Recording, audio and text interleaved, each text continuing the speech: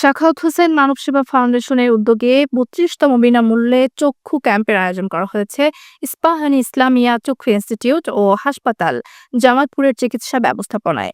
৮ই March জামালপুরের দেওয়ানগঞ্জের পাররামপুর ইউনিয়নের উত্তর রহিমপুর সরকারি প্রাথমিক বিদ্যালয়ে এই চক্ষু ক্যাম্পের আয়োজন করা হয়। উক্ত চক্ষু ক্যাম্পে ১৬৮ জন রোগীকে সেবা দেওয়া হয়। তার মধ্যে সাখাওয়াত হোসেন মানব সেবা ফাউন্ডেশনের পক্ষ থেকে ১৬২ জনকে ফ্রি চশমা বিতরণ করা হয়। ৬ জনকে বিনামূল্যে ছানি অপারেশনের জন্য ইস্পাহান ইসলামিয়া চক্ষু ইনস্টিটিউট ও হাসপাতাল জামালপুরে পাঠানো হয়। সে সময় প্রধান অতিথি হিসেবে উপস্থিত ছিলেন পাররামপুর ইউনিয়ন বিএনপির সিনিয়র সহসভাপতি আবহার জহুরুল হক। সভাপতি হিসেবে উপস্থিত ছিলেন পাররামপুর ইউনিয়ন বিএনপির সাধারণ সম্পাদক মোহাম্মদ শফিউল আলম ফরসা।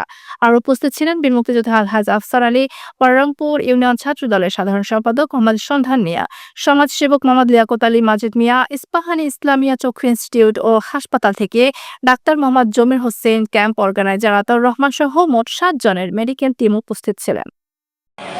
সাখাওয়াত হোসেন এই উত্তর রহিমপুর এলাকার একজন কৃতি সন্তান। উনি দীর্ঘদিন এই সেবা চালিয়ে যাচ্ছেন।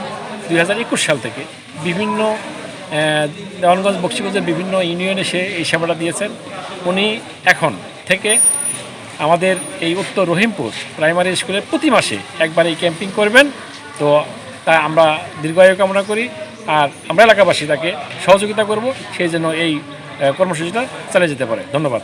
সাখাওয়াত হোসেন নামের একটি ছেলে সাখাওয়াত হোসেন মানব সেবা সংগঠন করেছেন। এই সংগঠনের মাধ্যমে বিনামূল্যে চক্ষু সেবা করে আসছেন দীর্ঘ ৩-৪ বছর থেকে। আমরা এই উদ্যোগের ধন্যবাদ জানাই।